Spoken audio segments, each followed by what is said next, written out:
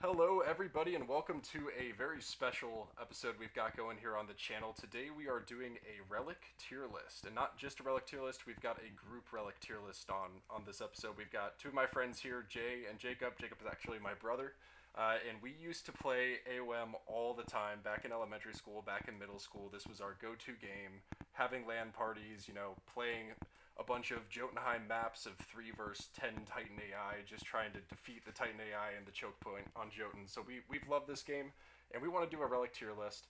So we're going to go through all of them. We've got all 56 that are out there on random maps. And as you guys know, I've been playing a lot of Norse, so I'm going to be having a bit of a Norse perspective here. So that's why we have Jay and Jacob, who are representing the Greek and the Egyptian civs, respectively. So, Jay, how about you go ahead and introduce yourself? Yeah, guys, my name's Jay, and like Matt said, we're old friends, and the fact that Age of Mythology Retold came out was a great way for us to get back to playing a game we used to love, and this was a fun idea to, make a video with some of the old memories through these relics and talk about it. So I'm looking forward to spending some time and really getting down on this list. Yeah, and I'm Jacob. I like to play the Egyptians. They're definitely the most fun and the best of.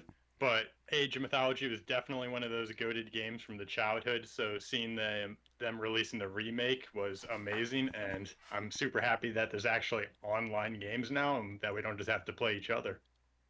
Yeah, that's true. Always a challenge back in the day, but now we can get the online games. So let's go ahead and jump in.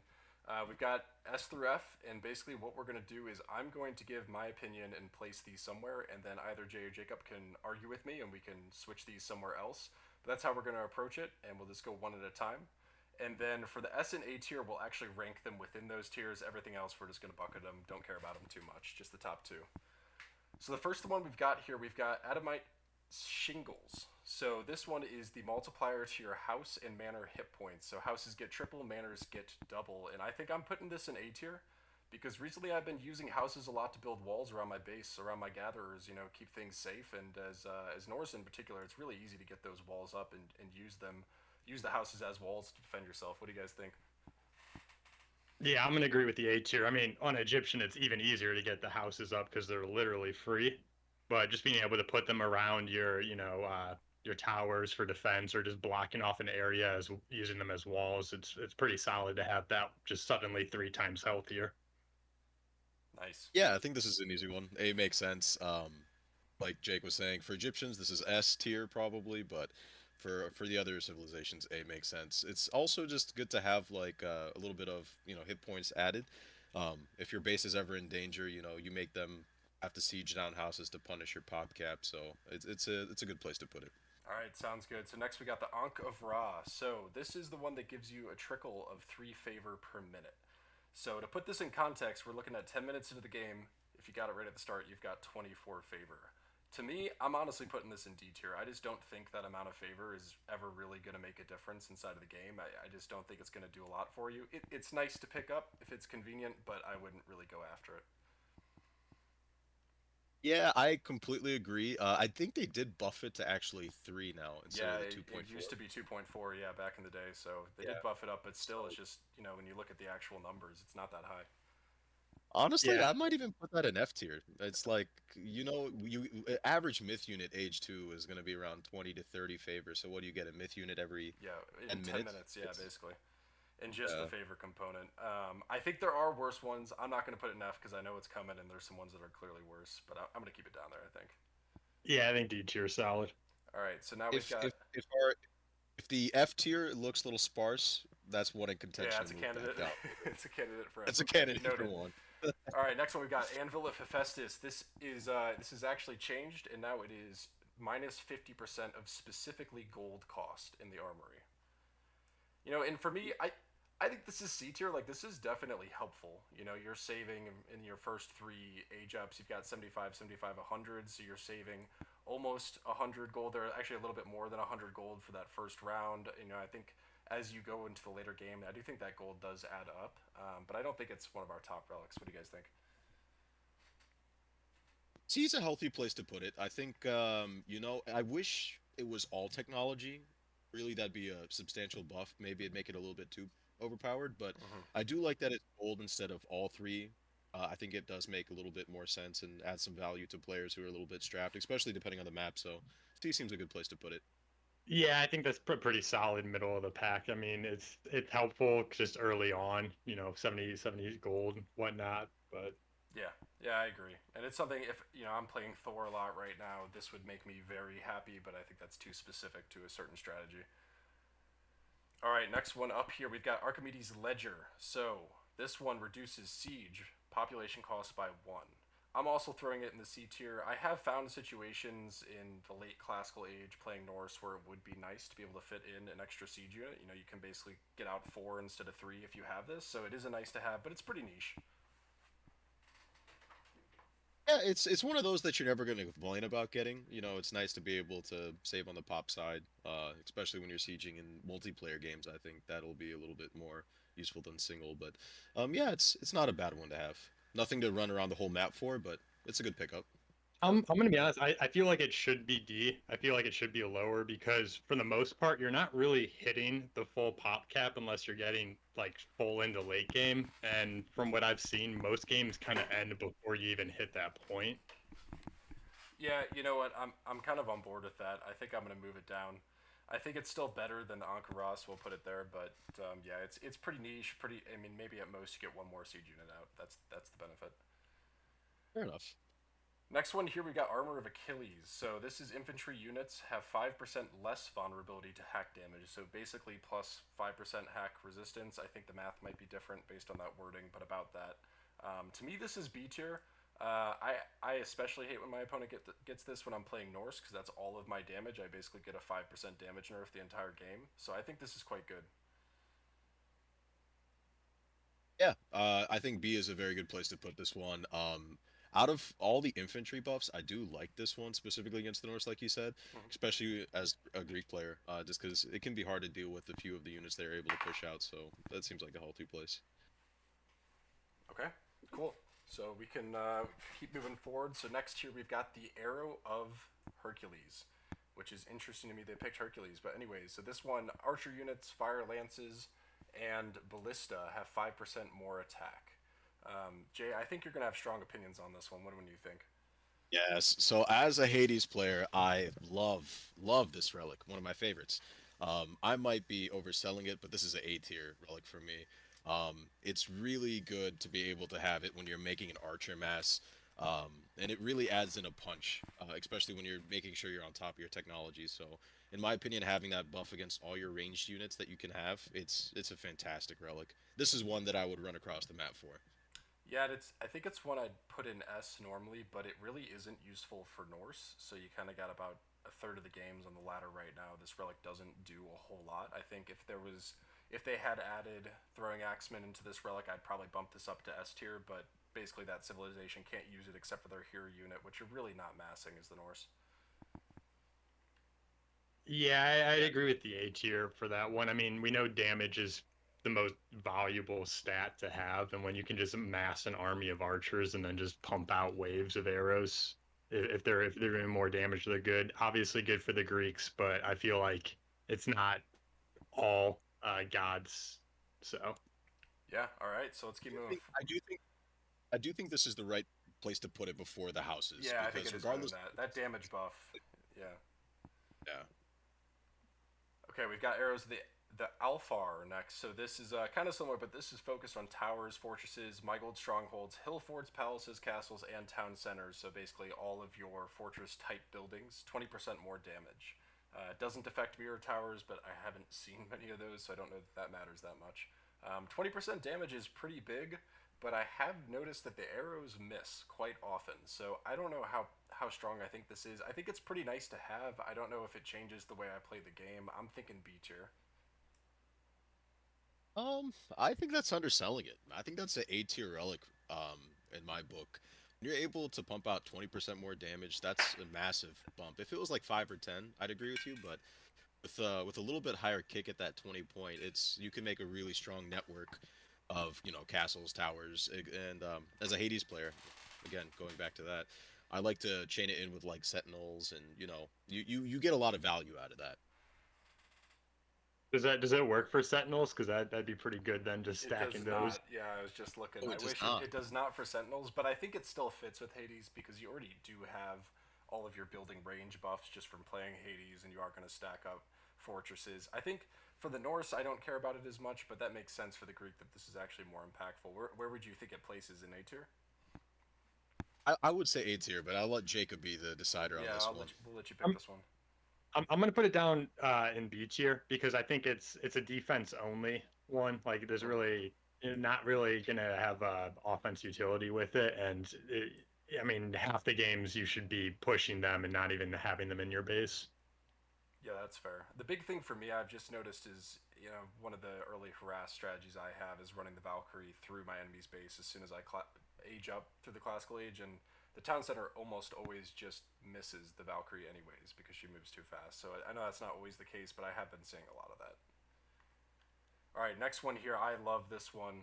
We've got Black Lotus coming in. So for me, I'm actually gonna put. I think Black Lotus is our first S tier relic. This is a 10% buff to farming rate, and there's pretty rarely a game that I've gone where I don't get at least some farms out, and 10% is actually quite significant. Yeah, I mean 100%. as far as all of the resource gathering ones go, and I'm sure we'll get into them. Food is good, and farms everyone's gonna end up using at some point in the game. They're gonna start stacking them, so I think that's a good S tier. That's easily S tier, and for Jacob, you have also those god powers that buff your farms as well. So, I mean, for you, what's not to Oh love yeah, about man, getting that? stacking that with the rain, you're just gonna be rolling in meat. Yeah, and I've been Yeah. doing this on Thor too, just getting early farms out, and yeah, 10% just amazing. So if you guys are follow, do you guys agree? You agree with us? I feel like we're all on the same Yeah, page there. All right, great. Yeah, I'm in agreement. first S tier. So you This guys, is a happy first S tier. if you're looking at the fandom page, if we're going out of order, I guess the upload put a few out of order. But now we've got Brittle Pegasus. I think everyone knows what this one does. You get the free Pegasus Scout. I think this is A tier. It's kind of interesting because it's almost useless for Greek Civ. Because you only get the respawn if you have no active Pegasus, and I feel like most Greek players are building them anyways. But as a Norse player, I love getting this. I can kind of play Odin without playing Odin. I think it's an A tier. That scouting is really important. As Yeah, much the as I scouting love, is nice. as much as I love Uh, the Pegasus, I think I gotta put it in B because before you can even get the Pegasus, you have to get the relic, which means you already have to have some like clue of what the map looks like. Yeah, that's fair because yeah, some of the scouting's done. I do think it's helpful for scouting mining sites, hunt. I don't know. What do you think, Jay? Where are we sitting with this? Honestly, I'm gonna say something maybe a little controversial. I think it's a C tier relic. I do like the idea of getting the scout, but like from a perspective, it's like you're getting only 50 food and 2 favor worth of actual resource out of it. When you look at the math of like what you're getting. So yeah, it's nice to have it, but like there's so many more advantageous relics I would prioritize in my game. I'd put it at C, but I could compromise at the bottom of B. Yeah, I guess I'm looking at this and I'm looking at the ones above it, and I think I'd rather have any of them. The only one that maybe is tough for me is the Arrows of Alfar, but we had a bit of a disagreement on that. So yeah, let's drop it to B. It is definitely nice, but if you don't get it early, maybe you're not getting the full value. All right, so next one Yeah. we've got the Spear.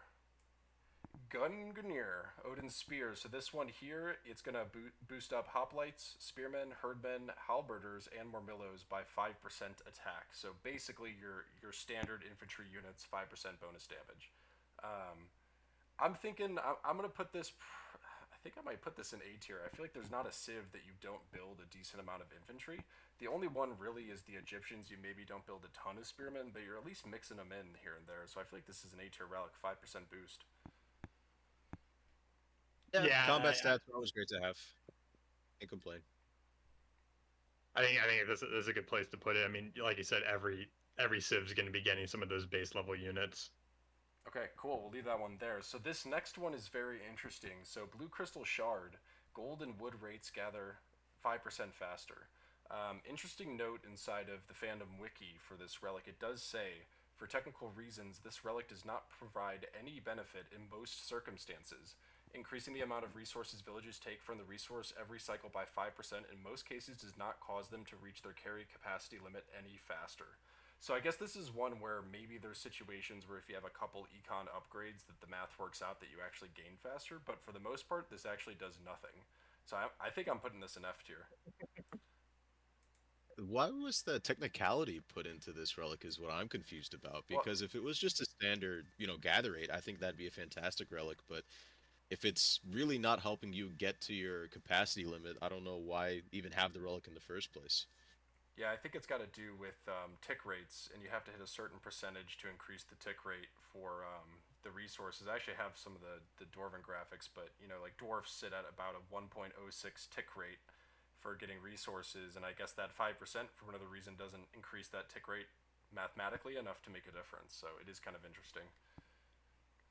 But yeah, I'd like to see that change if it too. if it doesn't bump you up at all, then what's the point of even grabbing it? You're wasting more time grabbing the relic than it's giving you. Yeah, agreed. That's unfortunate. I think that they made a mistake here somehow by even putting it into the game. Yeah, Yeah. I used to get excited when I saw it because it sounds great, when you hear it, but really it's not going to do anything. All If right, it was, I think something fun to think about. If that wasn't the technicality, that would be an S tier relic in my opinion. Like yeah, I having agree. both wood and gold. Well, I would probably even put that above the farming one, even. I agree Like, completely. yeah. All right, let's do Bow of Artemis next. So archer units, ballistae, and ranged myth units included cost 10% wood and gold. This also affects throwing axemen apparently, according to the wiki. So yeah, really just a 10% less wood, less gold for all of your ranged myth units or ranged units. Some of these ranged units do cost a significant amount of both of those, and if you're getting a 9 out of 10 deal, I do feel like that's quite good. I think I'm putting this up at least in B tier. What do you guys think? I put this to the back end of A. I think that Back end of A. anytime you can, yeah, anytime you can be able to help mass units at a less cost is something that makes sense to go for. There's a lot of value in that, and if you're saving in both wood and gold, that's about a 20% discount on, on a unit. Why not? It seems like it's great. I'm honestly going to argue that it should be lower, because like think about it, early range myth units like what jets. No one's going what jets. Like people are going to be I, going sphinxes. Like I think centaurs are weaker for Senators are Greeks Senators too. aren't bad. Yeah, I So think I feel like you're not even going those range myth units, so you're not even going to be getting the buff. in Red Blue Wololo, the only real mass Smith units that I saw out of this range list was the Centaurs. That's really a very prominent strategy, harassing with mass Centaurs. The AOE special attack they have now is really good if people don't spread out their units. But outside of that, Manicores, Medusa, games don't get that long. Wajets, Petsushos, we could have some Laser Gator cheese with this relic potentially, but then Trolls and Jorman Elvers, I kind of agree. No one's really building those, so it's just the Archer discount. But I do still think that's quite good. I think this deserves to be at least B tier. You buy 9, you get one free. That's pretty good. All right, we can settle for the back end of B. Uh, that's fair. Okay, so the images got out of order here. Bear with me. We've got Dwarven Capeliers next. So this one is siege weapons cost 20% less resources. To me, again, this is one of those that just sits in the middle. It's nice, but like it doesn't change how I play the game. Agreed. I mean, for me as a player, that's just my playstyle. I don't like to mass produce tons of siege. I usually stick around 3 or 4 per attack. And if I'm hanging at that, it's not something that's going to be maximized if it was like for infantry. This could be like a C tier or a Yeah, back end of B tier for me.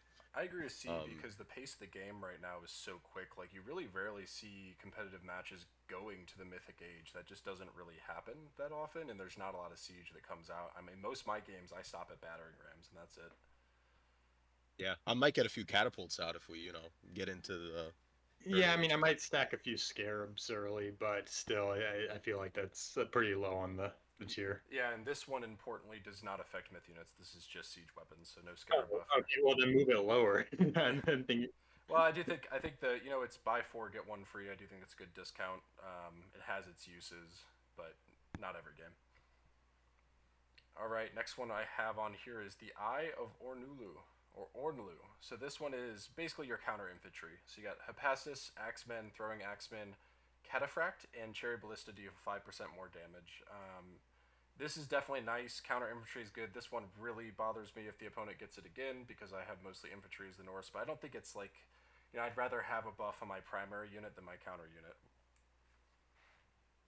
Yeah, I mean, I'm in the same boat. You said it perfectly. I value this one a little bit less. It's definitely a C tier relic at that. Um, It's nice, and if it was like a 10%, I'd be a little bit more inclined to run after it, like some of the other buffs that we'll see. But it's a C tier relic. Nice. Disagree, Jake? No, I think that's fair. All right, I'm trying to reorder these a little bit to get back to alphabetical. But next we got Blanket of Empress Zoe. So this one, buildings have 10% less crush vulnerability. For me, this is quite nice, but I don't think it's as good as the house buffs. I think the stronger houses actually fills that role for you while saving resources. 10% isn't huge. It's only crush, and like we talked about, there isn't a ton of siege coming out these days. Really, these buildings are mostly, excuse me, taking hack damage. So I don't know. It's nice, but again, I think this is C tier. I don't think it changes anything. Yeah, C Yeah, tier, even D, maybe. I would move it down to D. I mean, D tier. if their siege is hitting your towers, then you're already kind of lost your army. Okay, I'm comfortable with that. And sorry for the background noise. If you heard it, my cat, who actually is named Achilles, just jumped on my lap, and that's a real story. Okay. So, does anyone see Bow of Artemis? That's our next one on the list. Oh, Artemis. Well, you have Artemis with you on your left. Oh, you know what? I got out of order because I scrolled back. Never mind, we already did Bow of Artemis. So let's do Canopic Jar of Amnesty next. This one is infantry units are trained 25% faster. This one is good for Norse, especially you basically just have to build one or two less production buildings, get stuff out faster, but it's also not too big of a deal to build more production buildings. I also think this is probably C tier. You know, it's only infantry units. 25% faster is nice, but is it realistically making a difference? You know what? As a Greek player, there is a buff where you can get the levy upgrade in which they train up faster. So if you were able to combine both of them together, it'd Compound them. actually be very significant. Um, I like the idea of being able to put it into B, or at least at the top of C. But I think there's value in that one. It doesn't hurt to grab. Any thoughts, Jake? I mean, I feel like time for pumping out units doesn't tend to be the bottleneck, Yeah, that's where I'm so at. Yeah. I keep it low. Yeah, keep it down there. All right, so this next one, this one is a fun one. So let's go ahead and just do these. Oh, did my screen go black? Screen went black for a second. I think we're back. All right, so we've got. Let's do these two together. We got a fun one here. We've got the Golden Lions, and then we've got the Sistrum of Bass. So Golden Lions renamed from Pair of Lions to Chariot of Cybele, and then we've got Sistrum of Bast here. So our two spawners for some combat units, and I've got pulled up here. I've got the editor. I've got him out here, and we're taking bets. Neither Jay or Jacob have seen this yet, but in a head-to-head matchup, who are we taking? So I think the Lions win the matchup in just a straight-on face fight. I will take the monkeys to be the contrarian. You're taking the monkeys? But I will say both of these are F tier relics. You should never pick these up. Whoa, They're whoa. so annoying. Wow. So annoying to see Oh. these random monkeys and lions harassing honest, good villagers. I don't like them. These are awful. All right, these are going in the S tier first of all, but let's go ahead and see how they play out. I think you're both going to be very shocked by the result. I was very shocked by the results of this. So here's our monkeys and lions. They're going at it. We got a nice even 3-3 split on the two of them. Let's get some cinematic views in here. Let's take a look. Lions are taking them down, but look at this. There's no damage from the lions. There's no damage. What's Oh going wow, on yeah, here? monkeys are clapping The them. monkeys absolutely clap the lions in a head-to-head matchup. This is not real life. This Yeah, is look a at this. joke. Not a single monkey goes down. All the monkeys survive, but I do think there are other important differences with this relic. And to me, like if you look at the stats that we got here, monkey 40 health, lion only 70 health, and the monkey actually has 20% better hack armor, which is what most of the damage is probably going to be early on. Pierce, they're the same, and you get 6 of these, so you're getting what 240 health, whereas the lions you're only getting 140. But I think the key difference is the movement speed. If you look at how fast these guys can get around the map, it is very different.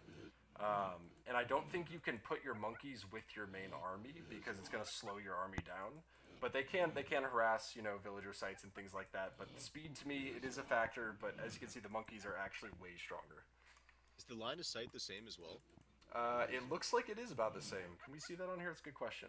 Yeah, so the line might be twice as fast, but there are 6 monkeys, so you could split them up and really cover more of the Yeah. map if you're going for exploration. And I think that's the key difference because I think the lions, because of their speed and the fact that their base attack is higher, I do think they provide more value in like army versus army classical age skirmishes. But the monkeys definitely going to be better for raiding villagers and just doing damage on the econ line. You know, you can't really keep them with your army; they're too slow. But you can scout.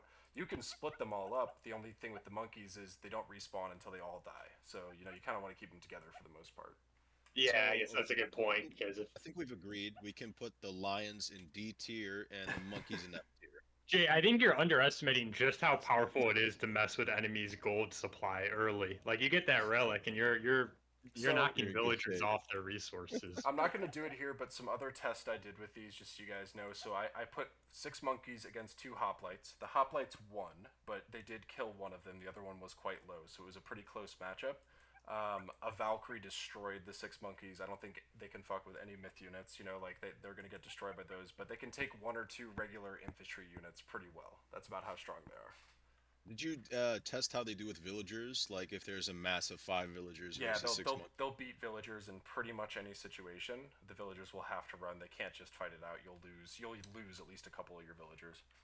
Look, I'm just saying we put Pegasus in what B tier, and both of these are obviously better than that. I'm thinking straight S tier for both. Oh I my guess Monkey's god, I better than was Lions. I think I'm putting serious. I think I'm putting A Lion tier? in A tier. I think I'm putting Lion in A tier because they're really Better than the free harass value and also free. You know, basically you're getting every single fight in the classical age. You're getting a free horseman with alliance. You know, okay, that's part of but your army. you have to put Black Lotus Yeah, above the actually, monkey. I might agree with that. Black Lotus is really you're getting real units out, but if you pick up the monkeys early, like you can just win a game by having these out there. You really can.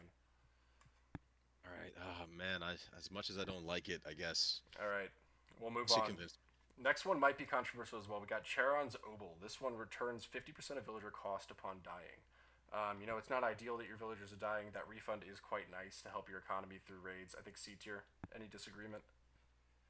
I agree. I will say this. I think that is a good one to have as a new player because as you learn to play and make mistakes and might not be able to how to deal with harass, if you get, a death or two on the villagers, it's very advantageous for a newer player to be able to pick that one up. I'm surprised you put that one up there for Norse player because you're just gonna Ragnarok all your villagers away anyway, so you're not gonna get any of that meat. Yeah, it's mostly for raids. You know, it's damage control. You know, it makes the raids a little bit less effective, but I don't think it's great. All right, next up, we've got the Dwarven Capillary. Oh, did we do that one? Yeah, we already did that one. Let's keep moving forward. Do we have Demeter's Throne? No, we have not done Demeter's Throne. So this one reduces house, manor, resource drop sites, and economic guild costs by 25%, and it increases their build time by 50%. So incredibly useless on Egyptians. There's basically nothing that it's doing. Kind of a decent, boost to your economy early on, just a slight discount on what you're getting. I think also C tier. I don't think this one's anything special. I'd go lower. I think that's a D tier right there. I mean, you build a little faster, but I mean, you're That's just because you're Egyptian, Yeah, man. For Egyptians really Greeks get and nothing. Norse, It's a little nice discount, you know. You're saving with your first 4 houses. You've saved yourself 100 wood. You know, it's pretty solid. you know what though? The one point is we haven't really looked at an Atlantean perspective, and that's because Atlantean gods suck. But this doesn't really help them either. So I Yeah, I guess don't if think it half the helps a players ton. get benefit. Yeah, the build time probably helps more for the Atlanteans with their lower villager count, but still nothing. You know, it's not like a huge boost to your economy like a percentage boost would be. Yeah. Oh, Okay. we'll keep going through here, getting a little bit out of order, just looking for where we are. I see Eye of Horus. Okay, Eye of Horus. I love this one. This is one of my favorites. So this one is town centers. It used to be +4. It is now only +2 population per town center. But to me, this one is an A tier. I think this is really good. I think that just having that extra 2 or 4 population if you went 2 TC can make a big difference if you get past mid classical age and you've got your population fully capped out. I think that does make a significant difference. I would put that above the lions, in between I, the I lions. actually agree. I agree with you there. I think it's better. Yeah. Well, if I had my way, we would know where the lion would go. Yeah, we're not going your way though. Don't worry about it. Jake, you agree? I honestly feel like it'd be a little lower. I mean, I know we had a population for siege weapons being less, and that was kind of low on the chart. And I feel like it's good. Like obviously getting the 2 extra pop, you get 4. But I personally would rather have the lines. Yeah, I think this one's close. I agree. It kind of depends on when you get it for these, because if you get this in the mid game, this could be really impactful. But these, if you get them early, that could be really impactful. I think they're both solid Well, A tier. here's a question for you. If you think about it, how many games have you played to where you haven't had at least two, and if not, maybe even three town centers before you get to the mythic age? Um, you typically, if you get 8 to 12 pop cap, that's a pretty substantial buff. To be able to consider. Yeah, that's fair. I think it's also a team game versus solo game difference, because when we're playing team games, and I'm Norse, I'm getting 6, 7 town centers out, over the course of the game. But in solo games, I pretty much never go past two, and even some games just a one TC game, so it's not a huge difference. But yeah, I Yeah, think a bit of a difference for that one. All right, next definitely more. next one we've got Dwarven Horseshoes Cavalry units 10% faster. I feel like this is A tier because this is what you care about for your cavalry. Like you care about two things. You care about how much damage they can do and how fast they are, because that's why you build cavalry, right? So can they kill their counter unit, the archers? Can they raid? Are they fast? I think it's A tier. It can really switch some matchups where your cavalry is the same speed or slower than the opponents, but this flips that the other direction. So I think that's really good. Yeah, if we're ranking A tier, I'd put that first on the list. I Yeah. mean, cavalry speed is the name of the game for harassing, poking, and just getting that backline archers for sure. Man, yeah, I think you're probably right about that, but it feels bad putting that above a straight damage buff for all archers, for the arrows. I'm thinking if, yeah, we could live with that. I'm also realizing I think I pulled the wrong monkey relic earlier, so let me just go ahead and fix that. Citrum Bast, I don't believe, is the monkeys. I think it is the skulls of the Circopes. But anyways, let's move on to Hermes Wing Sandals. We've got hero units 10% faster. I think this is really good. I think this is bottom of A tier. Especially since your heroes, every civ is going to have some, and they basically have a very important job of killing myth units. And if you can get them there to do that quicker, I think this makes a pretty solid impact on fights. Yeah, I mean, speed's good for heroes. Obviously, it's going to be better on cavalry, but I mean, it's pretty good. I think for priest, it doesn't matter as much though. Just having that range, like you're kind of able to hit them if they're in the fight, True. regardless. And so I put it a little lower. Honestly, this is a B tier relic for me. I Really? mean, as a Okay. Greek, yeah, you get four heroes out on the map on my civ, but when you look at it, I mean, the Norse players would love this if you're, Yeah. especially if you're SR main army. So for me, I'd put it into B. Yeah, I think you've convinced me actually, because I am looking at this from a Norse perspective. I get out so many Hersers, especially in the early game, and they're more limited by their movement speed than what the priest have or what other things have. So that makes sense. All right, next let's do Harmonia's necklace. Okay, so Harmonia's necklace. I'm trying to get us back in order. This one is workers get 10% gold, get gold 10% faster.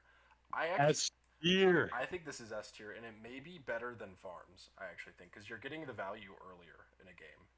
I think As Egyptian, this is the best relic by far. I think is a lot, but it's also very good for every civ, And as Egyptian, you basically win the game if you get this. I mean, yeah, it's good for every civ, but if you're running like ISIS and you've got that extra gold god power, and Yeah, you're gonna be stacking gold mines nonstop. Actually, the game I casted and put up on the YouTube channel, that exact thing happened. There was an ISIS player. They had the Pharaoh out on the gold mine. They used prosperity. They had this relic, and then they went Mythic Age, used Meteor Shower, and ended the game. And that's how it ended right there. So I think this relic played a huge impact in that game, and good for everyone, even Greeks, right, Jay? Yeah, no, fantastic relic. I am biased to think that all the economic uh, relics are superior, and I love that one. That's one that you go into enemy territory to pick up. Absolutely. All right, let's see. Let me see if I can find the next one here. We've got the Griddle of Hippolyta. So this is Toxtos, Charity Archers, Throwing Axemen, Archie. Oh, this is the Chinese units. Okay, we don't have those. They gain 10% hit points. Okay, I kind of feel like this is B or maybe C tier, because 10% hit points is pretty good, but it's the one unit you don't really care that much about their hit point pool. Your archers. Like, I don't know if it's actually that useful. Maybe even C tier. Yeah, I'd say C tier. I mean, if your archers are getting hit, then they're gonna die regardless. Like you want damage on them. You don't really care how much health they have. Yeah, it's definitely a C tier in that point of view. If it was infantry or cavalry, definitely going to be in a higher category. Okay, sounds good. So let's go ahead and move on to Hecate's Torches. We've got God Powers recharge faster and cost 10% less favor to cast. And this one is very interesting inside of Retold with the recast of God Powers. A lot of changes on the recent patch. Things like making Walking Woods, spawn less trees, but it's cheaper to recast. It's only 100 favor to recast. Things like Flaming Weapons got nerfed to cost more to recast. And I do see a lot of recast in games. And also the cooldown I think is quite nice. I'm thinking either A or B tier. I actually see this helping with being able to recast earlier. Yeah, I mean, the fact that you can actually recast God Powers, which I think is probably one of the best changes they made in the Retold. I think this is solid A tier because I don't think I've played a game in which someone hasn't used a God Power twice, and that being able to pump it out faster is definitely going to come in handy. Yeah, the placement that you put in within A tier looks good to me as well. It's great that Atlanteans are not the only one who can recast God I powers know, now. right? It's That just was something amazing. I hate. And you, Jay, Yeah. as a Hades player, I can imagine you getting this, picking a town center in the middle or a fortress, and just putting 30 sentinels right there. With area secured. I could see you doing something like that. Me, me and Matt actually played a 2v2 the other day in which I didn't have this relic, but there was a fortress in the middle of the map where we put in like 3 sets of sentinels, and it just, it's really nice to be able to actually get that, uh, continue that production. It's good. I like Yeah, that one. those things hurt too. Those are strong. I think I'd move it up a little higher in A tier because I know Atlanteans have Yeah, maybe up some here. God Powers that are pretty short timers, like the upgrade a unit into a hero. If you get this, you're going to be able to pump that one out like nonstop throughout the game. Yeah, that's true. Yeah, Yeah, over the house, yeah, I like I that. think it's better than the house. That's good. That's a good spot for it. So next we've got Gambatine's Odin's Wand. So this is temple technologies are 25% cheaper except for their favor cost. So this one was changed back in Retold. It was named Odin's Wand, and it provided 20% for everything. So now it's 25% just the favor. I do think this is nice, especially on Norse. Sometimes you are constrained by your favor economy in order to get some of the upgrades that you want to get if there isn't a lot of the action early on. 25% for just the non-favor. I don't think it's that significant. I'm thinking B tier. It's nice to have. It's not going to make a huge difference. Honestly, I would go down to C. You think C If it tier? had if it had favor included, then I'd be inclined to put it a lot higher. But it's just, in the end of the day, you're gonna save anywhere between 30 to 60 of a resource for that upgrade. Oh Yeah, The the only thing I numbers have, really. probably. Yeah, I was thinking it the wrong way around. It's except for the favor. So yeah, I agree with yeah. you. That's the You know what? constraint. No, actually, I changed my mind. A D tier, even honestly. I don't think Yeah, this you're one has getting a lot of two, power. maybe three uses of a discount. I agree. This is not very helpful.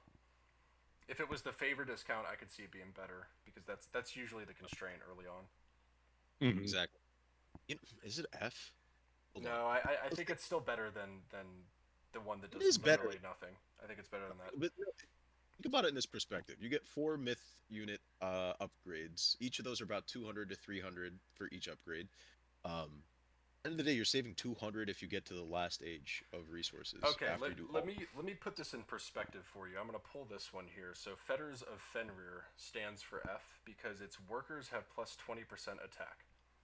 So these are your villagers. They have plus 20% attack. Um, Good luck using that. I think that one's going in F. I would rather have the temple discounts. I feel like I would I would rather take those than my workers having better attack. Okay, you kind of convincing me, but that is what I'm still gonna revisit at the end of this tier list to throw into F. Okay. We'll think All right. about We'll talk. We'll think about it. We'll think about it. This one, maybe if you're playing set, this is like clutch, and you're just one-shotting the rhinoceros. But who knows? Well, you'd be wanting to play against that so you could have your villagers fighting off the waves of early animals. But yeah, no, if your villagers are attacking, they're not doing their job of resource gathering, and they're doomed. Like you're doing something wrong. Yeah. All right. We got our first new icon. Also, I love the new icons. They look really good. This one's interesting that it's got a human on it because this one, Head of Orpheus, is actually buildings game +8 line of sight. So pretty good actually. Like +8 is pretty strong for reference. Throwing axemen have a range of 12, I believe, and then Toxotos a range of 20. So you're getting a pretty good range of distance with this relic. So I think this is maybe a B tier. You know, the information you can get with +6 range on your buildings, especially Egyptians. Like I could see this being really valuable. I mean, if you get a lighthouse that was it 6% is going to be kind of noticeable, but you're only increasing vision. You're not really increasing like attack range for the buildings, and I feel like it's really not that useful because by the time you see them, you can like you maybe buy yourself what half a second to move your troops. I moved this closer to C, in Really? contention to be lower. Maybe I, I don't see the. And this is, there is some value there. Don't get me wrong, I guess but it's not um, combat power, and that's like what you really want from some of these combat or cost. You know. if I had to choose between, the economic advantages or the combat advantages or getting some small buff towards line of sight, that one to me seems like it has to be lower on the tier list. Okay. Yeah, I mean, how many games have you played in which they have like a raiding party kind of to the north of you, but like if you're not going out to meet them, it doesn't really matter if you know precisely where they are. Well, I will say it's a pretty hefty range, and sometimes with the Norse, I'll get some towers up by a gold mine or by a wood line just to get that line of sight, and it's a pretty significant increase. You might see something you wouldn't. It's basically having an oracle out there, but I mean, at the end of the day, I agree. No combat power, no cost reduction. Probably not better than C tier. Yeah, that's a good rule of thumb for this list. There will be exceptions, but Yeah. if you're not getting either economic or combat, I don't see how you get into B tier unless it's something that's substantial.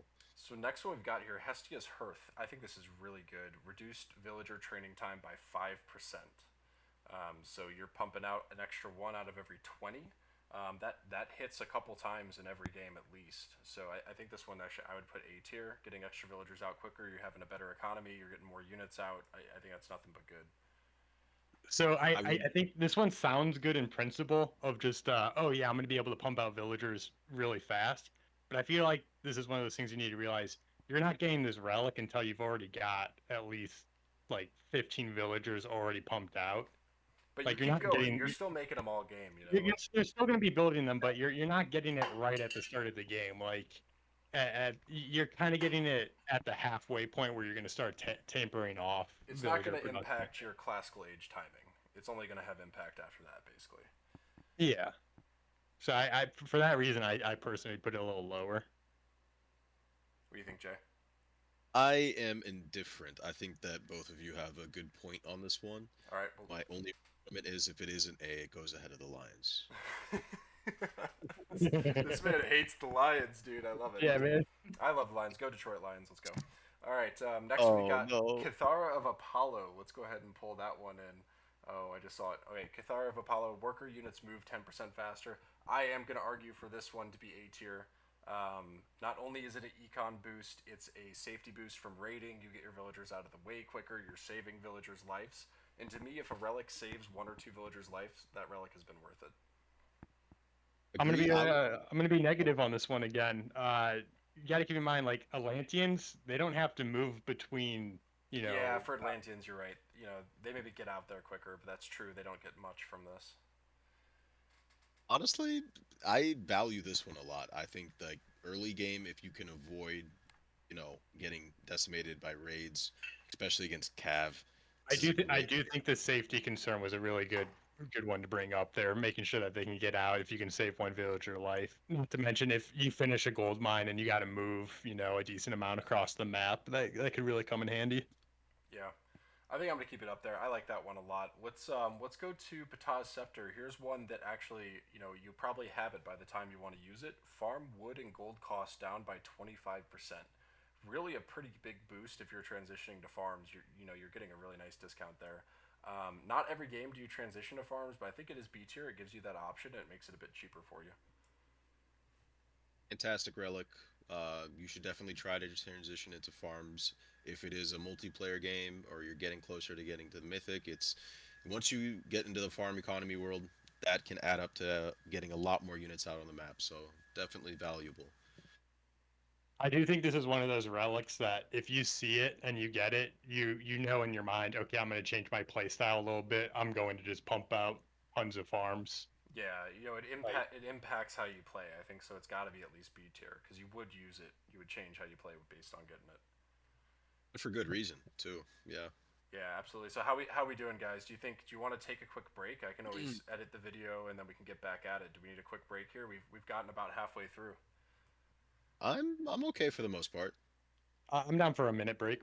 All right, we'll do a quick minute break. Jay, do you want to pitch to everyone since you're good? You've got the floor for 2 minutes here, and if you want to pitch why the monkeys and the lions are complete garbage, we won't hear it right now, but we'll hear it when we rewatch this video. So how about you just go for it? Yeah. So All right. monkeys and lions. Monkeys and lions. There's two things about this. One, I hate them in the game. It's just they're annoying. They're very frustrating. It's like a little bit of harass and like the annoyance of them just being around and tracking them. It adds a little bit of resentment for me towards these relics, and I feel like I'm killing innocent animals that shouldn't have been a part of this war. You know, uh, the monkeys didn't do anything to me before they were summoned by this relic. Do they really need to be in my conflict against the Egyptians or other Greek players? No. They should be going eating bananas or frolicking in the trees. But now I'm killing monkeys. The moral dilemma, really. I just Lions, I just got back. that's Did the. you just finish your pitch? Yeah, yeah, I just finished my pitch. Yeah. Sorry, was Jay lying through his teeth right then? Um, I, there definitely wasn't any monkey business. Okay, quick question. Quick question. Can you farm the lions and monkeys' bodies when they die? No, you cannot. I did check. Okay, You yeah, cannot. you're not giving your enemy any advantage. You know, I That's actually weird. would like to see that as a relic. That'd be kind of interesting. A sheep spawn every minute or something like that. That'd be actually a really interesting relic. It'd be interesting. Yeah, All I right. wouldn't mind. You know, they've actually sent out a feedback form recently. I'll see if I can link it in this video description, but they are asking for feedback on the game. They're looking for people who are committed to the game, who played the original, who have already played a lot of games on the release to give feedback for how to improve the game. I submitted the form. I had a couple things. One of the things that's been bothering me is villagers getting stuck on hunt or on gold where it doesn't even mark that they're idle. They're just stuck in between other villagers and they sit there until you notice they're there. So I submitted that, hoping they can fix that. But go ahead and submit in that form if you have anything. Yeah, and I noticed one other little issue that I haven't liked is in the original game, I never remembered villagers getting stuck in between buildings while creating production buildings or anything like that. But I've had that glitch happen where villagers trapped without the building even being completed or started. I don't know if that's happened to anyone else, but that's something I'm gonna definitely use the forum for. Yeah, I have noticed that a bit too. I think it's just part of releasing a game. They did do the early access, and I think it helped. They fixed a lot in that first patch that they put out, so I think they're doing a good job. And just yeah, the more info we can give them, the easier it is to fix. You know. All right, so I think let's go ahead and get back into the ranking here. Let's see, we've got the Copus of Hora. How about Nose of the Sphinx? I've got that open right here. So this one is all buildings have 15% more hit points. So I actually think this is definitely better than the Crush resistant one. I don't find that there's actually typically a bunch of Siege. I don't know if everyone can remember where that one is, but I'm thinking B tier for this. I think it's all right. It could help, but I don't think it's making a huge difference in a game. Yeah, Yeah, it's the better for fact. the late game. Go ahead, Jay. I was just saying it's better for the late game, in my opinion, when you get that hit for castles and hill forts and things of that nature. I don't know how high I'd rank this one. Personally, B seems okay, but you could make an argument in some people to put into A or C. I'm pretty indifferent, but it is a good relic. It's definitely one you'd look for. Okay, we'll leave it there for now then. I think B is fair. So let's look at Rhea's Crown here. Reduces town center and village center costs. So, important note in the new game, you can now build village centers, which are not town centers. You can build them anywhere on the map without needing a settlement. They do, I believe it's less population space, if any. I can't remember if it gives any population, and it does produce the villagers slower. So, it's not what you want to do. If you can get a settlement, you want to get a settlement, but it reduces that cost by 10%. And then they also generate 0.01 favor per second, which to me seems astronomically low. But the 10% cost, kind of nice. What do we think? Um, yeah, it's okay. I really don't. It's nice, but I wouldn't go higher than a C, Yeah. honestly, on this one. If you're shooting for early expansion, it can be a little helpful, but I think as far as the other like resource gaining relics go, are probably going to offset the cost for this one. I don't think it's ever making a difference. Essentially, is it even worth running out to grab? Also, if put it in perspective, you're playing a single player game, you get one. Sometimes you say you don't even need it just because the early aggression is enough to win you a game. It's not something that's going to change the tides in single player very much at all. But in multiplayer, maybe a little bit more use Sure. the longer games, but I don't see it getting higher than C. Yeah, I guess it's going to save you less gold than the armory improvements cheaper one. Definitely. Yeah. So You think this is going to be a D tier? Relic? I think I actually do think D tier now that we've been talking about it more. I think if we were doing a Yeah. team game relic list, I'd keep it in C. But I think for solo, 10% you're saving what, like 40 wood, 35 gold, and then you get maybe 5 favor from this in the game. It's really not significant. Exactly. Yeah. All right, next one we got Ring of Nibelung. So this one is a trickle of gold, and it's 30 gold per minute. So a decent amount of gold. I do think this is B tier because, like, why wouldn't you want 30 gold a minute? It's not a huge amount, but I think that's coming out to about 2 villagers working on gold per minute. Is that correct? No, that's probably way too high. I'd have to go back and look at the rates, but Might be it one might and a be half. about 1.5 villager. Yeah. Um, Yeah, so you're definitely going to get a lot more gold from the necklace for mining sure, gold mining exactly. 10% faster. Right. So it's a nice little buff to have. It can't But hurt. If I'm not mistaken, that's pretty close to what the Hades buff gives you too. Yeah, I think it is about that. Yeah, Hades gives you a buff to where you can activate a trickle throughout the whole game, We and can it's check right now. yeah.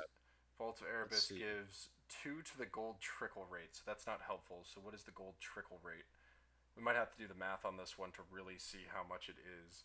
Because if I remember correctly, I forget whose video I was watching, but they said that this is about equal to having 2 villagers indefinitely on gold. So I think that's about the same for this, but I'd have to go do the math to see. Either way, I do find gold is usually the constraint, particularly when you need to pump out armies. Everything costs gold in AOM. That's a big difference from the AOE series. Age of Empires 4, you don't have solely gold units. Your sort of second age units, you can build them with just wood and meat. So, bit of a difference in AOM. Everything but myth units, you got to get gold. Yeah, yeah, that's a good place to put it. I'm going to be honest, I'd put this one further up and be like, I think it's better than what we got the Pegasus Scout in there. Yeah, Like we're you're not going really to. filtering B, but yeah, I'm down to move it up a bit. Speaking of the Pegasus Scout, I think it goes to C. Just No, reviewing dude. some of the ones we've added. So I'm taking this also from the competitive of like high level matches, like High very level play. competitive matches, Yeah. and having that extra flying scout throughout the game is incredibly powerful. Like it is a really good one. Yep. Fair enough. Okay, let's do Staff of Dionysus. So we got villagers regenerate hit points at 0.5 per second, and Retold. Oh, before Retold, it increased the food carrier capacity. So yeah, it's just a small regeneration buff to villagers. I'm probably going D tier. I feel like for the most part, either they die or they don't, and that doesn't make a big difference. Yeah, the only time this makes an impact is if you pick it up as your first relic and you're just getting through the early stages of the first units coming out in the game. Then you might get a little impact with like raiding parties, but honestly, there's ways to just improve your gameplay to where you don't need this. Yeah, definitely D tier. I mean, if this relic's gonna get hit, it's that your villagers are hit by a raiding party not once, but like twice. Yeah, and And you so, got bigger problems at that point, right? right. Now, is this an F tier? I think it does provide some value though. There are situations where this may save a villager. I just think it's rare. These are the ones I'm considering utterly useless. Yeah, yeah. Okay, we'll revisit. The F Okay, tier looks a little it's a sparse, little so you know. small. It's a little small, but I think it truly should be for the useless. And this one, I'm curious your thoughts. So we've got Svadilfari's Sledge. I think I got that right. So this one removes the favor cost of fortress type buildings. I actually need to refresh myself. Is it 10 for everything? I I think think it's it's 8 for Egyptian Egyptians get the on discount, gold. right? Yeah, I think that's right. Yeah, it's 10 and then 8 for Egyptians. So, that is kind of nice. I don't think it's making a big difference. Maybe a C tier, it is nice, but uh, except for Egyptians, I don't think you're pumping out a ton of those in a game. maybe top of D, honestly.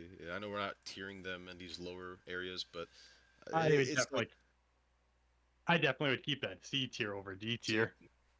I mean, favor is a lot more valuable now than in the old game. I think. Yeah, it is Yeah, more you're right. valuable. You're Yeah, like this one does help. I think it does have an impact on a game. It just doesn't change how you play. Okay, this next one, I've got the wrong icon on it. That's what happened. So this is the Citrum of Bast that we looked at earlier, but its villager units cost minus 15%. So I think I have to put this in A tier, and I still know that you don't get it until you've already put out 15 villagers, but that's still a really good discount for every single villager you buy. 15%, that starts to add up really quickly. Would you put right. that higher or lower than villager build time, like for I think pumping them out? higher than villager build time for me, saving the Yeah, cost on them. even Just because the percentage is so much better, it's 15%. That's way better than the 5% you get from Hestia's Hearth. Yeah, I think yeah, I would put it I above. forget what all these are. I think I'd rather get this than the Lions, looking at how weak they actually are. So I'm gonna move it above those, but I still think Eye of Horus is probably better. I wonder if we put the house a little bit too high now. The house hit points. I do Yeah, think that's yeah. a I was very just thinking that, Jay. Actually, I was thinking like the house hit points are good, but I feel like villagers being cheaper is just gonna be better. better. I do. Honestly, I might move the house back behind the next to like where the lion is. Okay, okay. I've got a video I'm working on. I'm doing an overall guide of Thor, everything you need to know about Thor, and one of the build orders I'm working with is on maps that are highly defensible, where you can kind of wall in your base.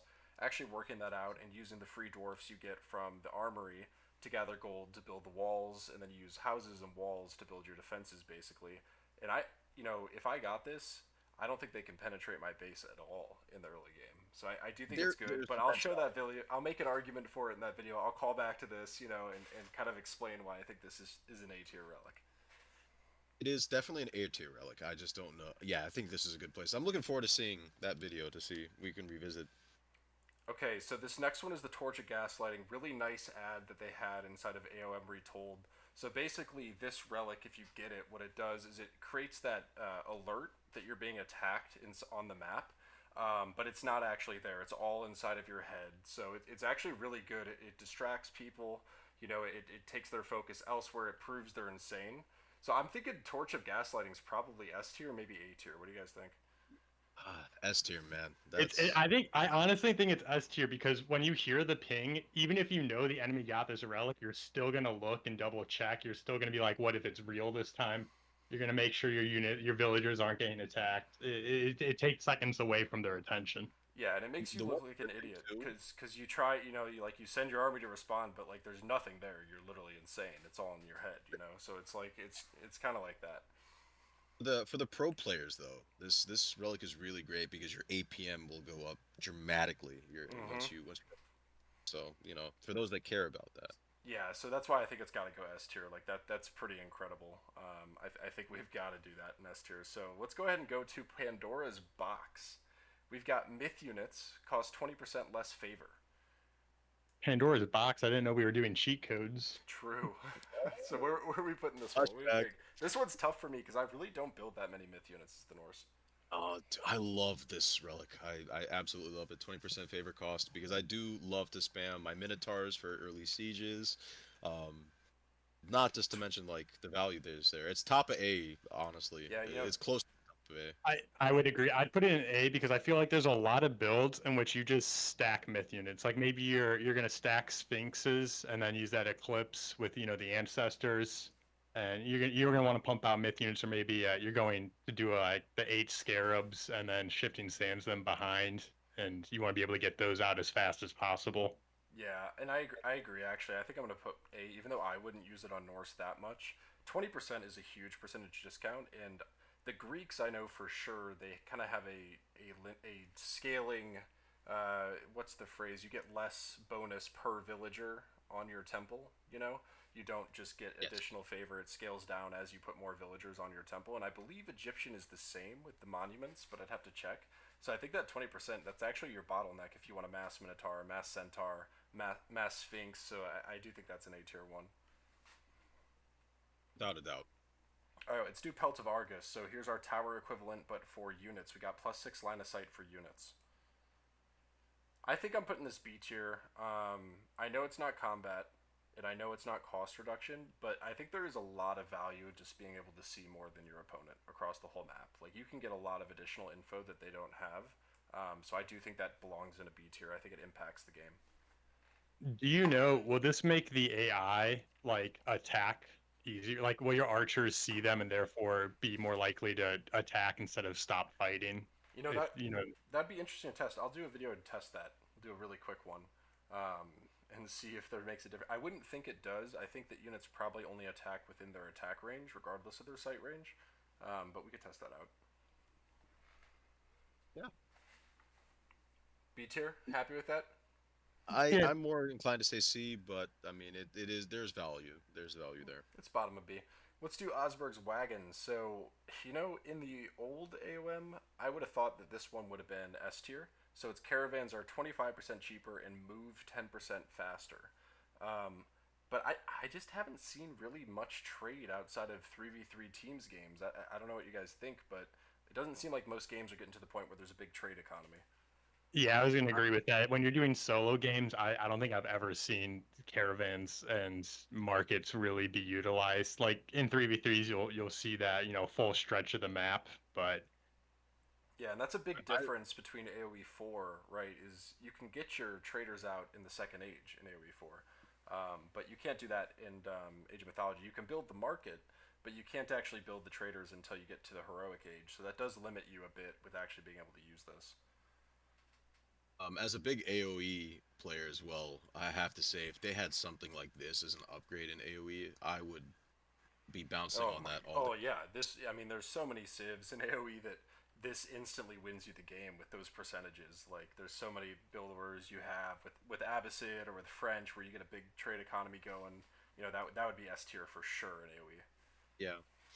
I will say this little note too before we move on. If for whatever reason the patches change and games become a little bit longer than they are now, this could easily be something that's A tier, B tier, easily. But Yeah, just because of definitely. the way games play right now, you have to leave it in D.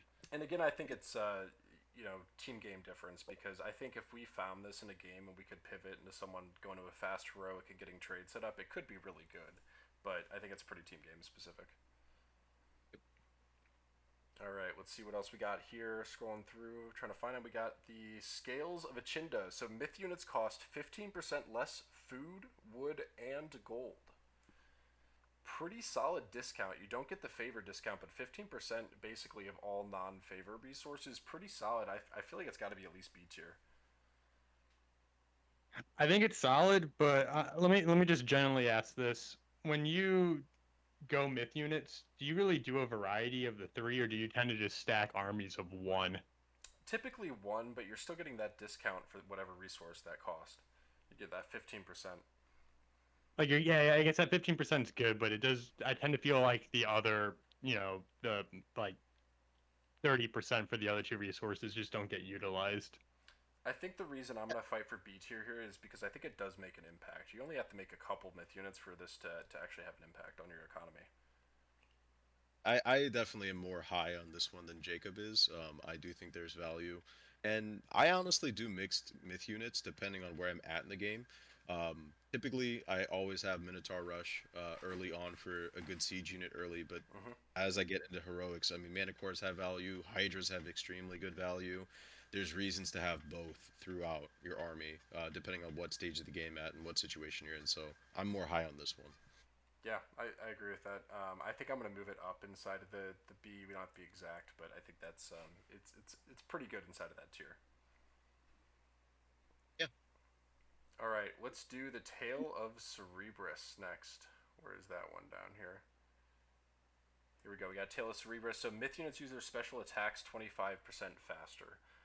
Pretty niche. I don't think we can go much higher than B or C. I think kind of C tier because it's kind of random if you have a way you can actually use this in the game.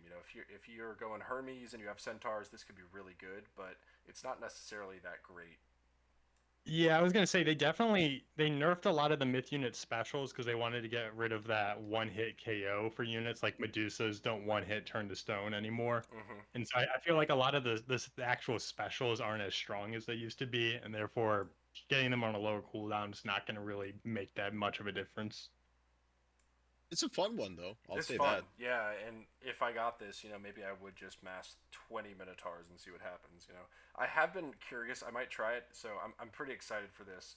We're probably gonna play some 3v3 after this, guys.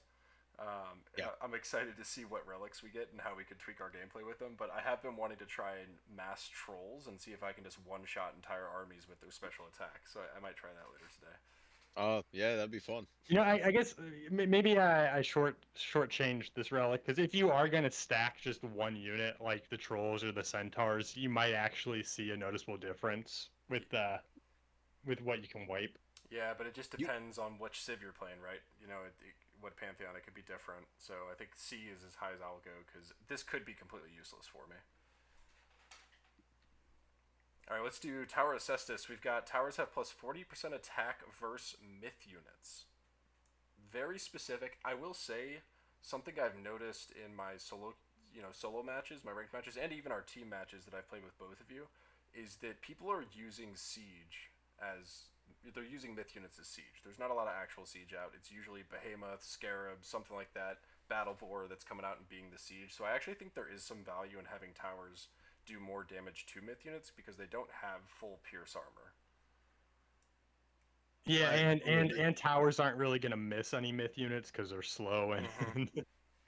I use myth units constantly for Siege and Age 2, whether it's the Minotaur or um, Cyclops. It doesn't matter which. It's such a great unit to be able to not have to rush into later ages to get the catapults and things like that. So early on, this actually has a lot of benefit, especially if you're in a high aggressive match. So I like it a lot, actually. Yeah, yeah, you see mountain giants coming at you, and you can have a little bit of a sigh of relief knowing that you can might take them down in time. and just the way the armies move too, if you send in a Minotaur or a Cyclops or a Mountain Giant with an army, it's walking in the front, So these towers are going to be focusing Exactly. the Myth unit. They are going to be getting that 25% bonus damage. So yeah, I could see this being pretty good in the game. Without a doubt. All right, Trojan Gate Hinge. Walls have 20% more hit points. For me, with the current state of walls, and this is why I'm big on houses as walls and just building gates, I think walls are kind of useless right now. They really just don't prevent an army from getting in unless you have significant range threat behind the wall. I think I'm putting this D tier. I just don't think 20% in any situation is really making the difference. I will caveat that if you get this added with just upgrades for your walls in general, it does do better. But one thing about Age of Mythology that I never liked in the beginning to now is like walls don't have as much impact as other RTS games. When you look at Age of Empires, walls are everything, everything, especially in Yep. the newest edition, for defenses and to be able to slow down progressive There's not a attacks. game where you don't build them, whereas in AOM, Yeah, yeah, you very often don't build them. you I can get also away with it. I also think it's kind of there's a lot of gods that can kind of just undermine them. Like if you're going, was it Odin has the undermine, Yeah, where it just instantly destroys the wall. Like that 20% is literally nothing because yeah, it's it doesn't going do it. down. Earthquake takes it down anyways, doesn't matter. I mean, I remember, Jay, we were playing that one on one messing around, and you just sent a Minotaur up to my tower, or to my wall, and just chopped it down in 10 hits. It's like, I don't think those two extra hits were making a difference there. Exactly, So, exactly. I think D Yeah. tier, we can leave it down there. I would pick it up if I got it, if I saw it, but I wouldn't change the way that I'm playing the game to try and go find it. Alright, so we've got Oler's Bow. Archer units and have +1 line of sight and range. It also affects throwing axemen. I think range is, it's the second most important stat for archers. You want damage, but then range is also very very good. But +1 just really isn't that much. I'm thinking B tier. It does have combat value, but like it's not really a huge buff. That's a pretty small buff to the range. Like a Toxto has 20 range. I don't think 21's making a huge difference. Yeah, I mean, kiting's useful and everyone's gonna do it, but that one range isn't really gonna be that noticeable. Yeah, It's a good buff, but it's nothing to write home about. So yeah. I mean, it's good though. Combat buff Don't is a undervalue. combat buff, so it's got to be in B tier. Exactly. All right, let's see what else we got. Let's get the sword up here. So we've got Tryfing, Agantyr's sword. Heroes regenerate hit points while fighting enemy units. I love this relic. I want to put this in A tier. Talk me down, please. So you Mm, play Norse, I can see why you really love that one. But if you're going like Egyptian, you already have priest. Like by the time the fight ends, they're gonna What all about heal up Son of Osiris anyways. though? Hang on, 10% I do healing not. on Son of Osiris. It cannot heal Son of Osiris. Are you sure? Yeah, nothing can heal Son of Osiris. I feel like we should test this one out at some point, because if you are Egyptian and you find this and Son of Osiris does heal, I think this becomes actually an S tier relic for that that pantheon. If you That can build that Son of would Osiris. that would be big, but I feel like Son of Osiris isn't as good of a like he in the old AOM he was really good, but in the new one like meteorite shower is just so much better. The fact that it actually Yeah, targets enemy units now instead of being random, like I really don't build that path anyways. I mean, if you are playing this as a Norse player, even as an Atlantean player, this is like S tier possibly for you in some cases, just because of the massive heroes that you can put out on the map. But I think like A wouldn't be bad. I mean, it's maybe top of B, but there's value. There's a lot of value to be able to keep your heroes alive and not having to retrain them.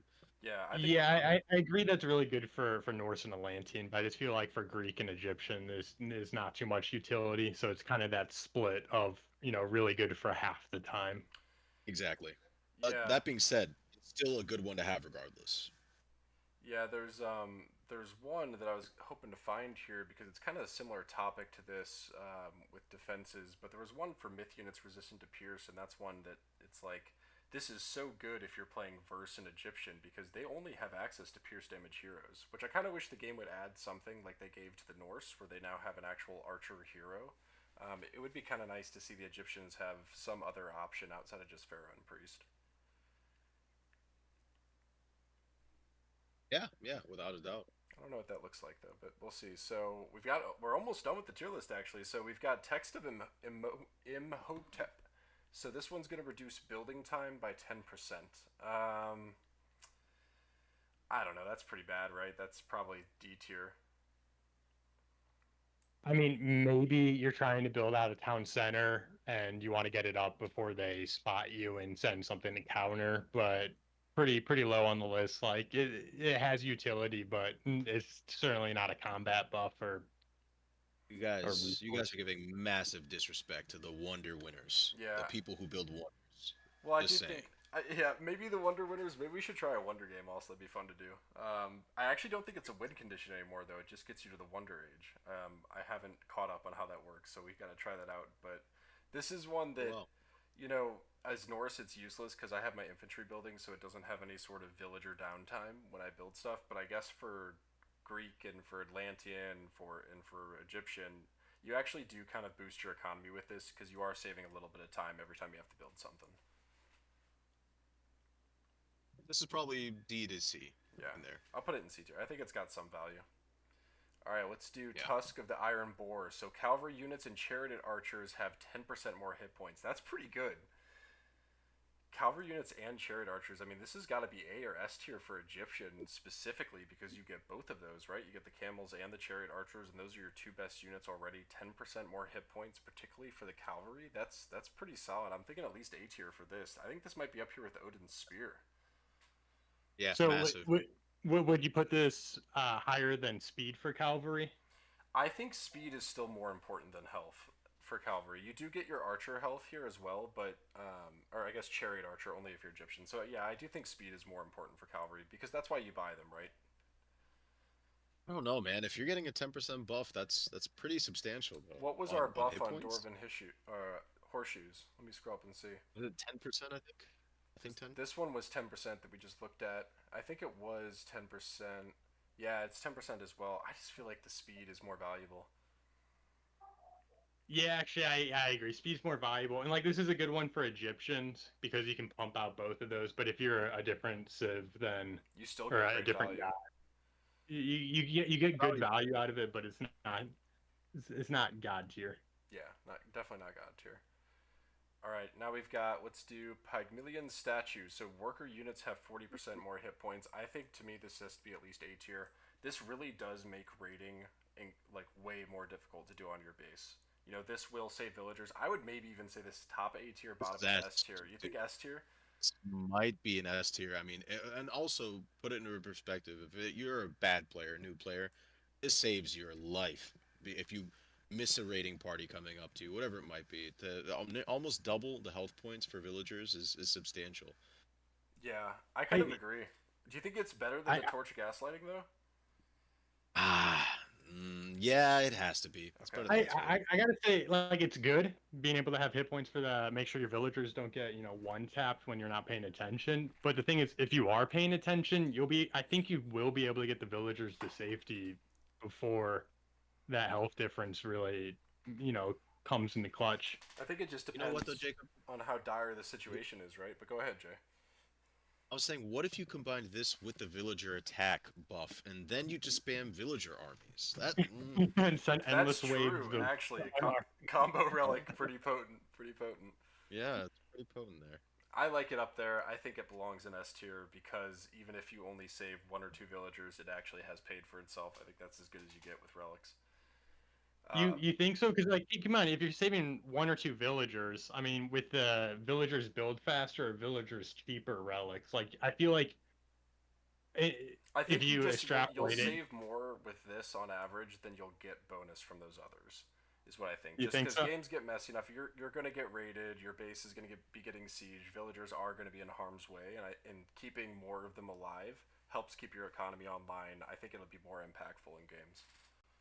Yeah, I guess if Winter hits and something, you need Right, to you keep got to them hit your alive. town center bells, and you probably save a lot more in that situation if they had an extra 40 health on them. Keep in mind too, it's a 40% buff. Yeah, That's it's a huge buff. substantial. It's a huge buff to their health pool.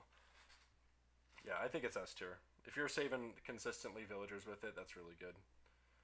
All right, we've got six more here. We've got the Kopesh of Horus. So this one is hero damage multiplier against myth units is increased by 1. So what is the current hero damage multiplier?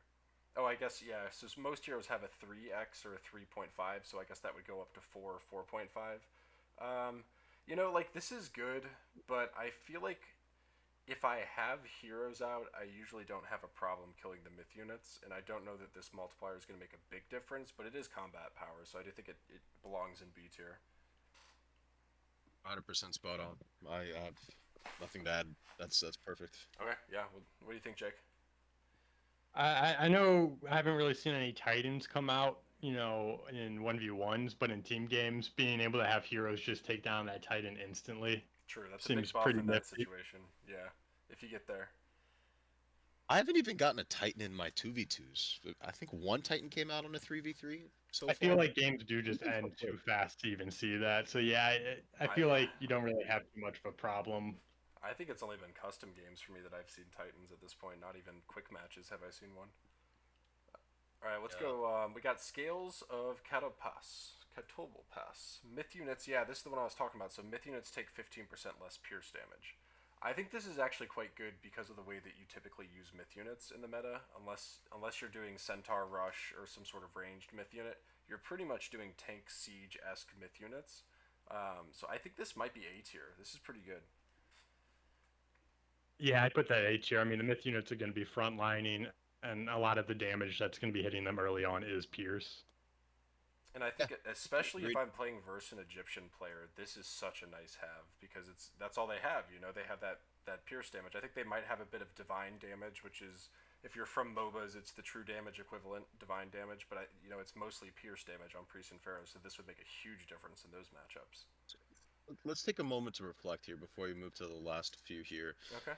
You're telling me that two lions are more beneficial than that? So Think about what you're telling me, my friend.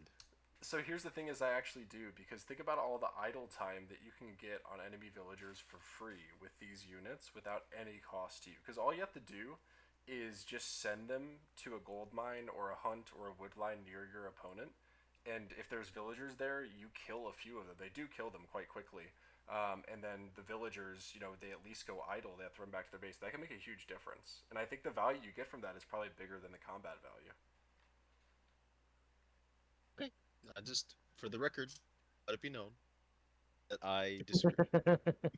I want to play a custom map, Jay, well, one on one, and I get 3 of these, and you get 3 of your pick, and we'll see who wins the 1v1. What do you think? That'd be a fun video You for could take for the the S future. tiers. You could take all the S, whatever you want to Oh, get. you give me the S You tiers. probably Okay, are gonna yeah, want the that one would where be very. villagers have more health. You're probably gonna want to pick that I'm one. taking. I'm gonna pick that one, but I'm taking the torch of gaslighting just for you, my friend. That's a Just good for Wasn't you. one. wasn't there a relic in the old in which villagers killed animals in a single shot? Yeah, that's the one they changed to give Yeah. them bonus damage. So yeah, that's the one they changed. All right, Which, speaking of which, that's S tier, right? We agreed to that. Like, if oh they had no, that relic in here, the villagers killing animals in a single shot. could you imagine sending one villager to a hippo and just killing it in one shot? There would It's be if just they had that useless. one. I think it'd be rated high. You decay all of your enemy's animals. You send a villager out to shoot and kill all their animals that are near them to Oh, hunt. I guess decay. Yeah, decay is interesting because other RTSs don't have that. They did just nerf it, so it used to decay at 0.3 per second, and now it's 0.2 per second. So they did reduce the decay ratio a bit. Okay. It's not S, but that seems like it'd be pretty interesting to play It with could it. be There. interesting. All right, so we've got a couple more here. We got the Ship of Fingernails produces a trickle of 30 food per minute, so equivalent to the gold one. 30 food per minute. I think it's nice. You know, where do we put the gold one? Because I really think they probably belong right next to each other. Right next to each other, but gold over the food. Yeah, I You'll agree. have a Gold is farm better. economy. Yeah, gold's better. But yeah, it Gold doesn't hurt. standard. Definitely worth picking up. All right, I gotta find these last few since we got out of order here. Let me do a little search. All right, we got Thundercloud Shall. All human soldiers and heroes, except for Atlantean heroes, interesting, have minus 5% pierce vulnerability. So all human soldiers and heroes. That sounds pretty good. I mean, 5% pierce resistance to all humans and then heroes as well. I feel like that might be. I I think love the fact that feels like an A tier relic to me. that's A tier, but I love the fact they penalize Atlanteans. Yeah, I If you agree. play, if you're playing Atlanteans, then you're just not playing this game the right way. That's just my 2 cents there. I will say the Atlantean players are the underdogs right now because the Atlantean civs are just complete ass right now. They're not good at all. But that's not what it used to be. Atlanteans used to be the Yeah, best. they used to be so and, good. and that's why there's a little bit of difference for some of the older players who used to see Atlanteans be able to use multiple god powers, spam heroes, do whatever they want to do. It really put a lot of attention to that when they put that expansion out. Yeah, true. But that relic definitely could be useful for early scrimmages. Yeah, I think it fits like a little bit below our best combat relics. You know, the archer damage, the infantry damage. I think it sits below that, but still definitely A tier. Yeah. All right, the Scarab Pendant. We've got heli police, siege towers, portable rams, scarabs, and behemoths have their attack multiplier against buildings increased by 20%.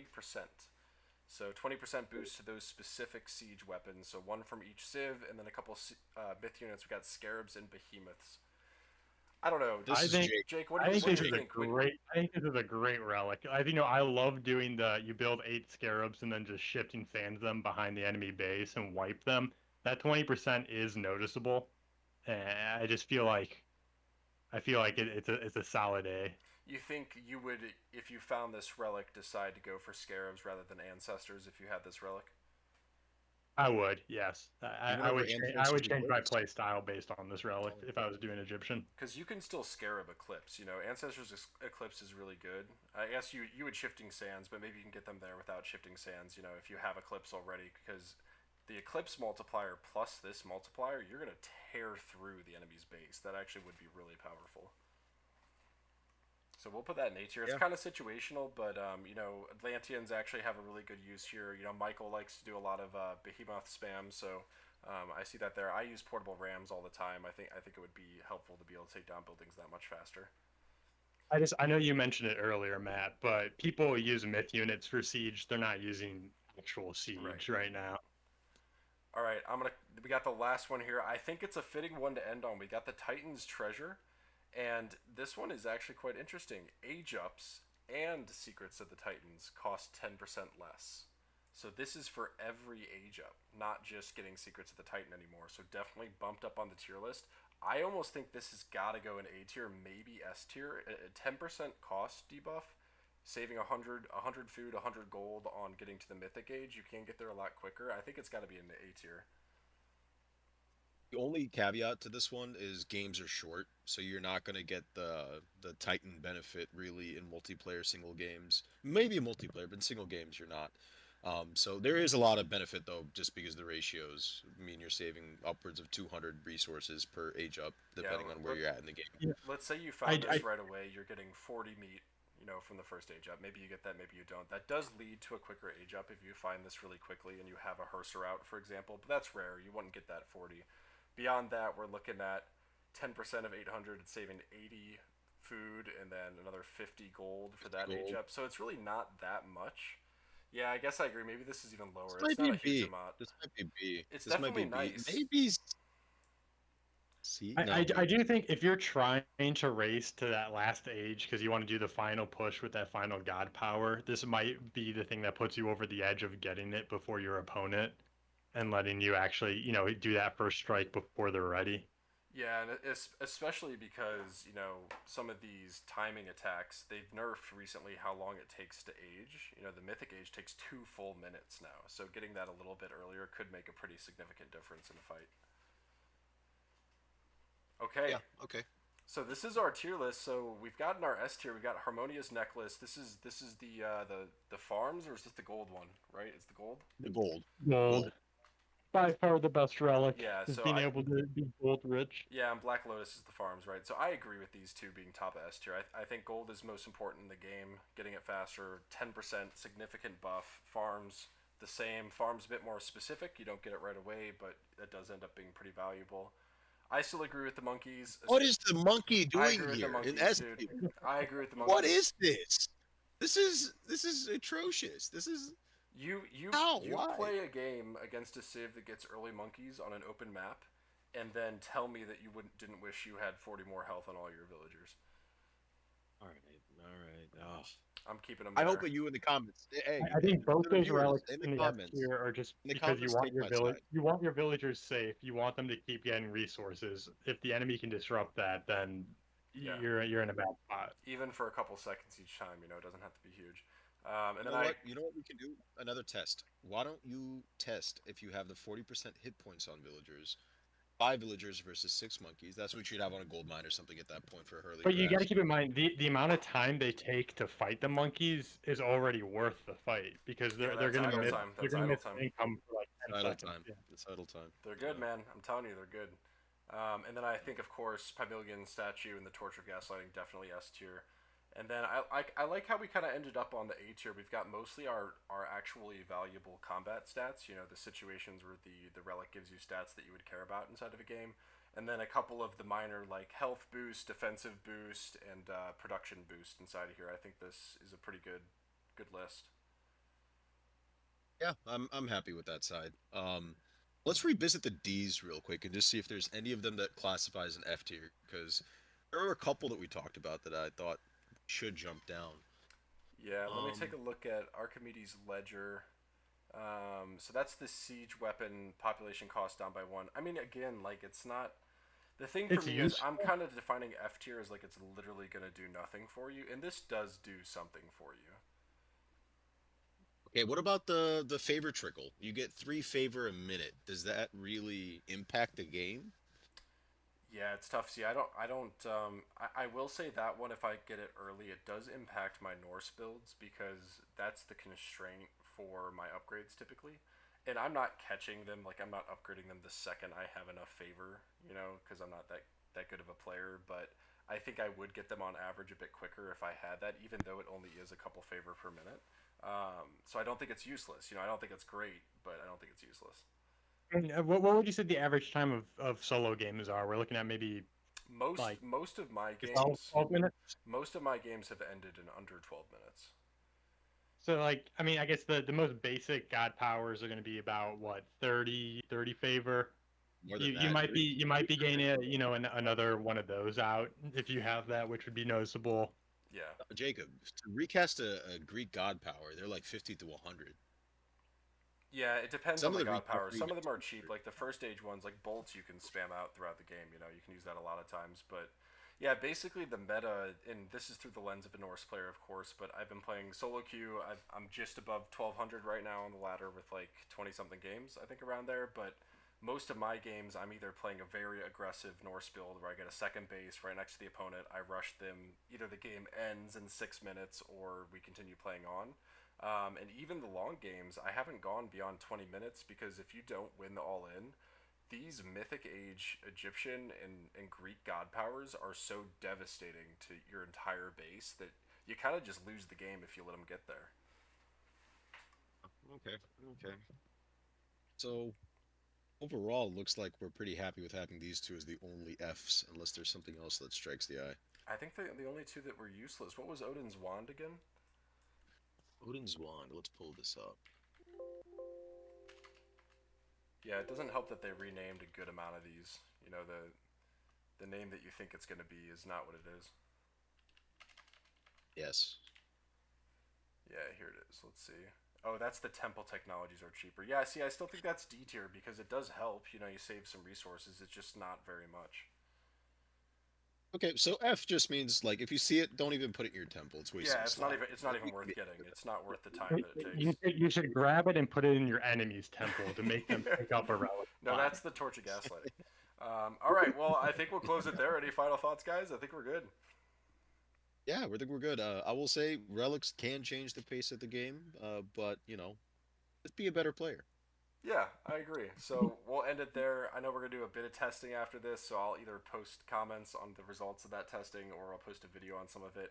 It would be kind of funny to do like a little bracket of different units, like the monkeys, like the lions, like hoplites, and have them fight each other in a tournament bracket and see who comes out on top. Something like that could be fun. So we'll do some content like that. But I think for now we're just gonna go play some 3v3s. Thanks for Yeah, and watching, everyone. if you disagree with any of the tier lists, please comment and yell at us of what you think should be stronger or weaker. Yeah, Trust me, I you're agree. gonna get a bunch of comments about these monkeys and lions because Yeah, I I know I'm hope we not doing. do, because I hope that you're actually delusional and you just have the torch gaslighting right now because these things are so good. So comment what you think. And I think we do this like every couple of patches. I think they're gonna patch every month or so, and then we come back and revisit this relic tier list based on how the meta changes. I think that'd be fun to do. And then maybe we'll have settled Yeah, the monkey debate by then. definitely. All right. Thanks everyone for watching.